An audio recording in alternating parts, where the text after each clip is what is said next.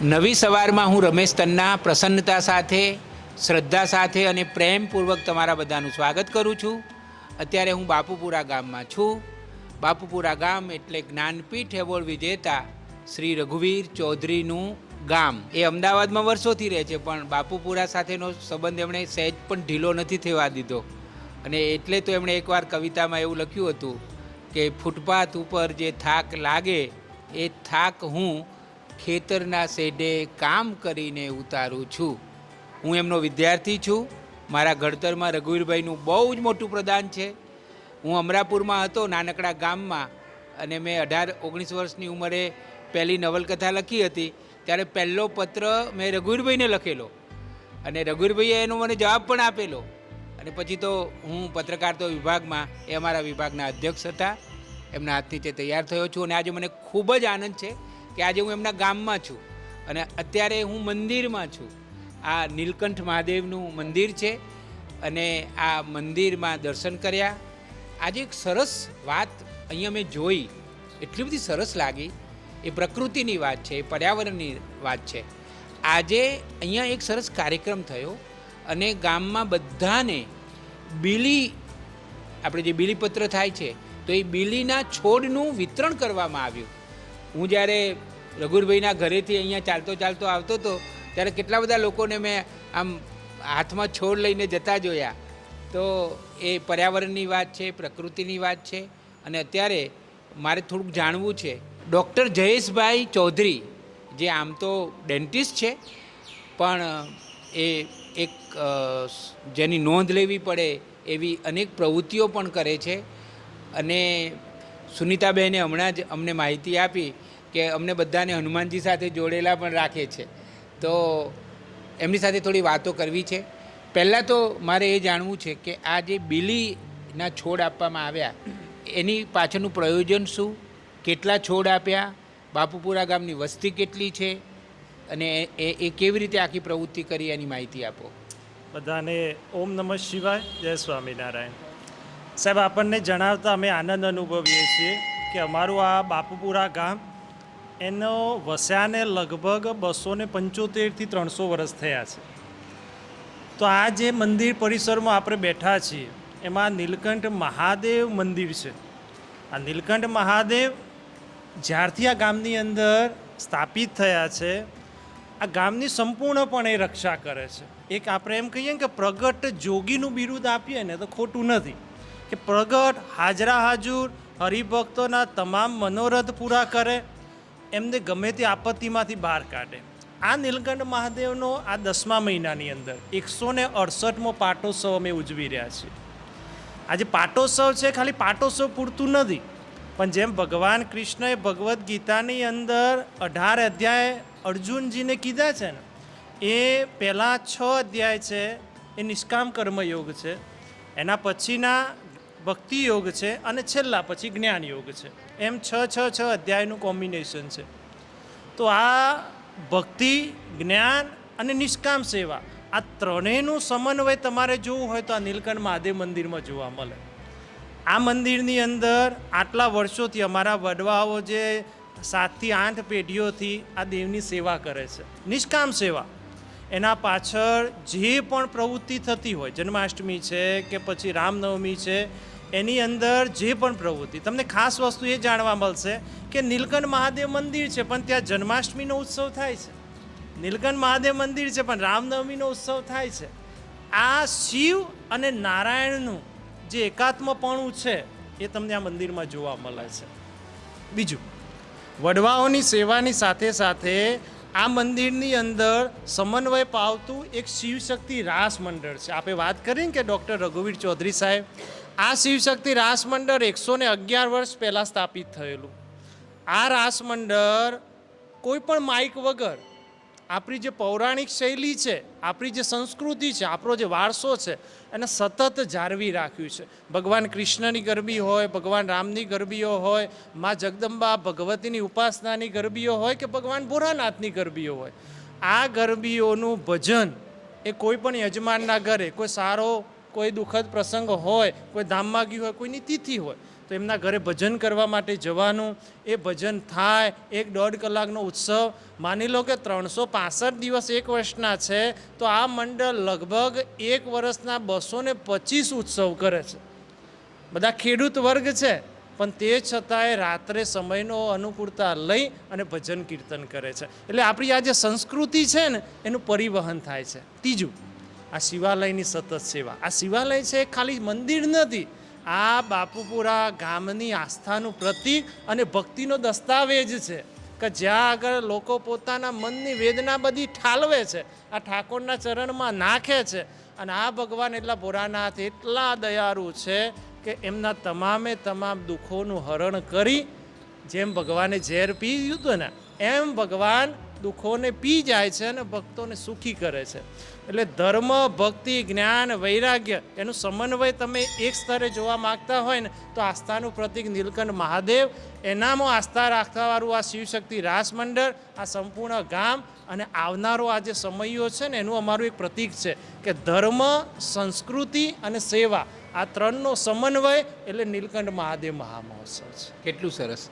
હવે આ બિલીના કાર્યક્રમ નીકળી વાત. બીલીપત્ર છે ને ભગવાન ભોળાનાથને અતિ પ્રિય છે. 3 પાંદડા હોય છે. આવું જે છોડ છે એવો તમને જગતમાં ક્યાંય જોવા નહીં મળે કે જેને 3 પાંખા હોય. આપણે ભગવાનને કોઈ પુષ્પ ધરાવીએ છીએ તો એક જ પુષ્પ હોય, પણ 3 કોમ્બિનેશનવાળું એટલે ભગવાનને કેમ અતિ પ્રિય છે કે તમે બ્રહ્મા, વિષ્ણુ, મહેશ આ જગતની સ્થિતિ, ઉત્પત્તિ ને પ્રલયના જે કરનારા છે એમાં કોઈ ભેદ નહીં રાખો.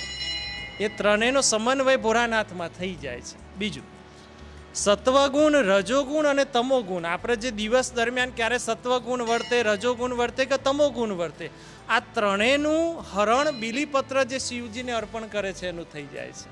ત્રીજું, આપણી 3 અવસ્થાઓ છે, જાગ્રત, સુષુપ્તિ ને સ્વપ્ન.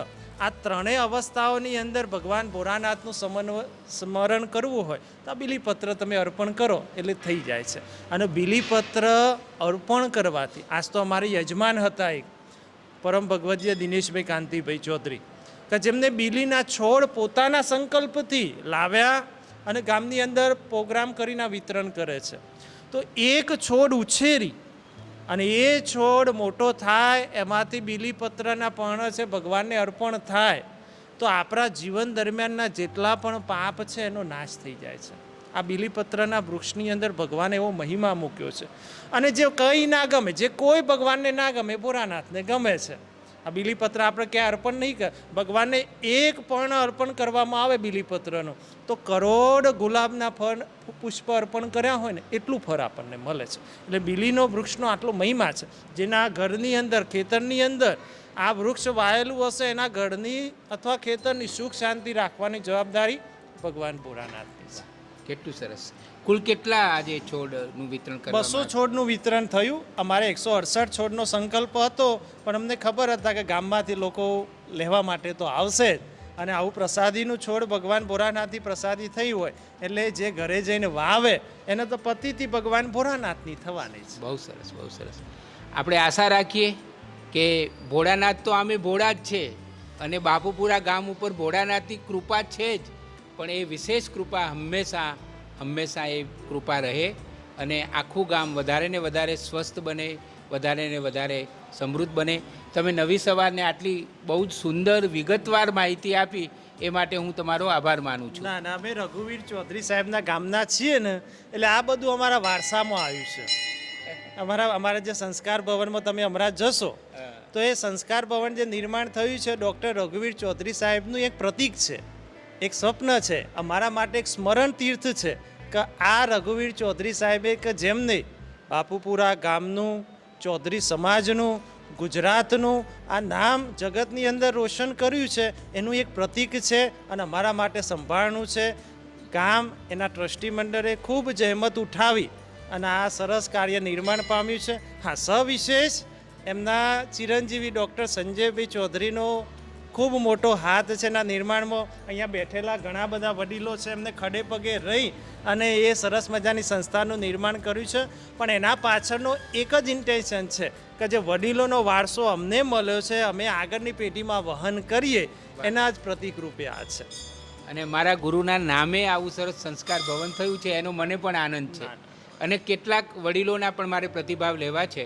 રઘુવીરભાઈના નામ સાથે જે સંસ્કાર ભવન થયું છે ને એના વિશેનો તમારો પ્રતિભાવ અમારે જોઈએ છે. હવે આ નવી પેઢી માટે જે સંસ્કાર ભવન બનાવ્યું છે ને એટલે આ મોબાઈલના માધ્યમોથી આ પેઢી આમાં વળે અને સારી એવી આ પ્રગતિ ખરે એના માટે થોડા બધું આ વાંચન પુસ્તકોનું થાય બીજું થાય એના માટેનું આ સંસ્કાર ભવન સાહેબને અર્પણ કર્યું છે. તો ઘણી ઘણી સાંસ્કૃતિક પ્રવૃત્તિઓ થવાની છે, કોઈ યોગ પ્રવૃત્તિઓ થવાની, બધા સામાજિક કાર્યક્રમો થવાના, બધું થવાનું છે. રઘુવીરભાઈ તમારા ગામના પનોતા પુત્ર છે, તો રઘુવીરભાઈ વિશે તમે શું માનો છો?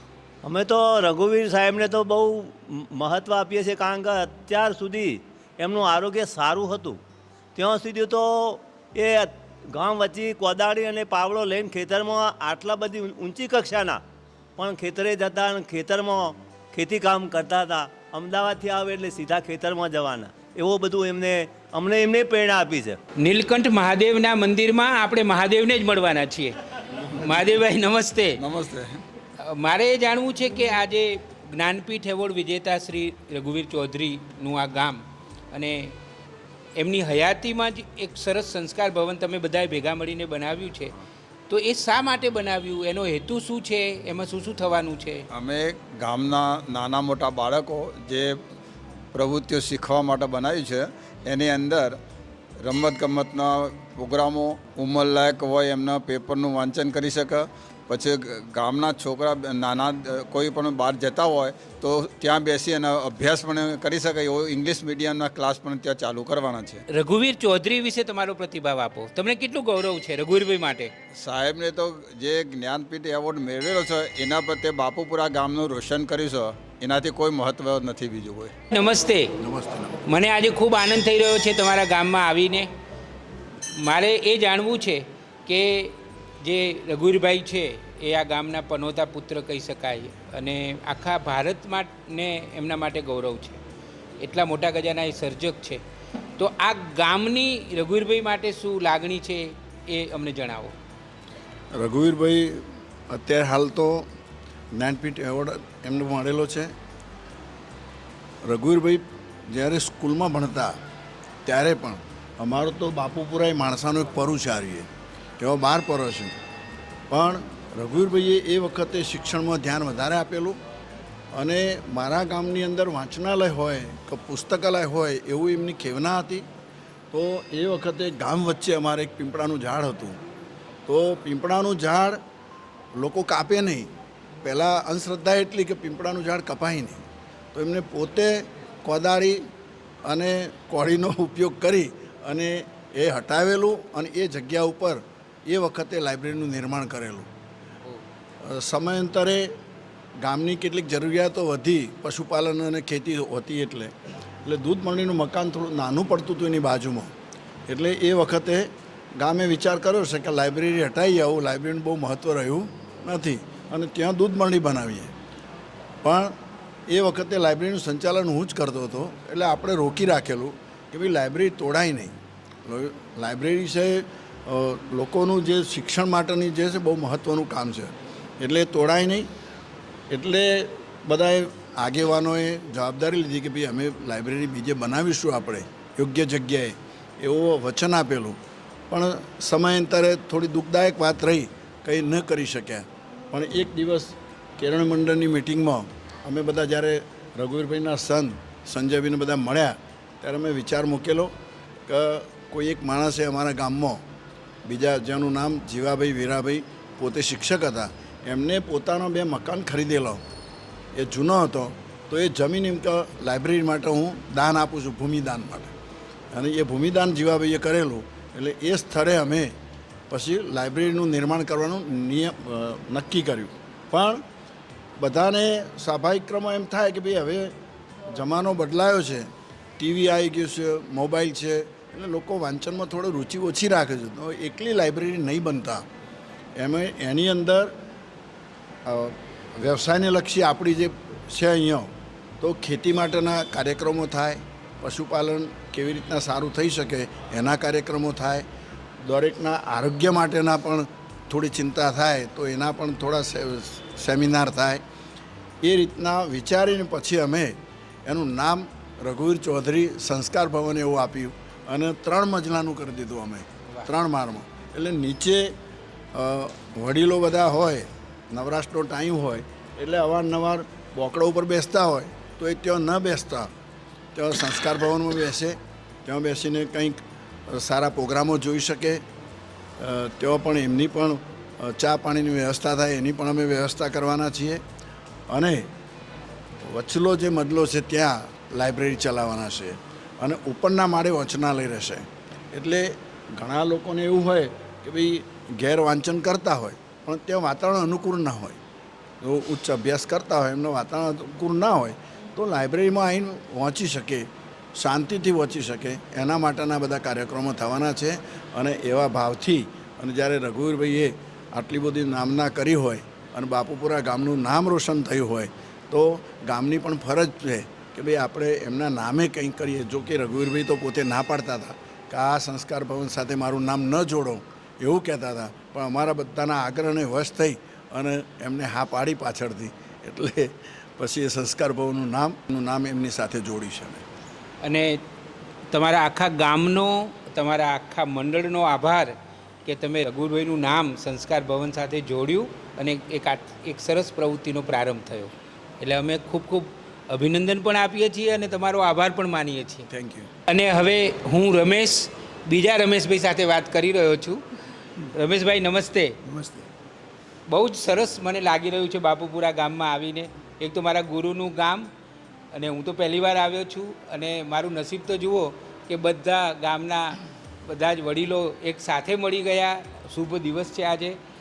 રઘુવીરભાઈ વિશે મારે તમારી પાસેથી જાણવું છે. એમનું તો પહેલાં તો મારે પારિવારિક નાનપણથી બાળપણથી જ એમની સાથે ઘર સાથે મારે પારિવારિક નાતો રહ્યો છે.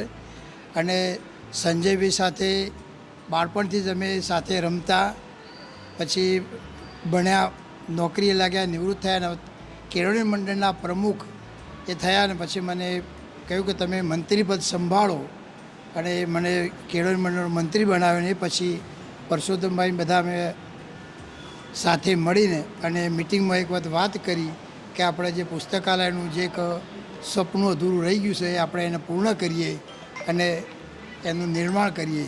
તો એ બધાએ સાથે મળીને અને બધાએ એનું સાહેબનું નામ રાખીને અને એનું નિર્માણ કર્યું. અમે તમે સાહેબની કૃતિઓ વાંચેલી છે રઘુવીરભાઈની? હા, થોડીક વાંચેલી. એક લેખક તરીકે સાહેબ વિશે તમે શું માનો છો? લેખક તરીકે તો એમની કૃતિ જો વાંચવા બેસીએ ને તો એને મૂકવાનું જ આપણને મન ના થાય એવી એમની કૃતિઓ હોય છે.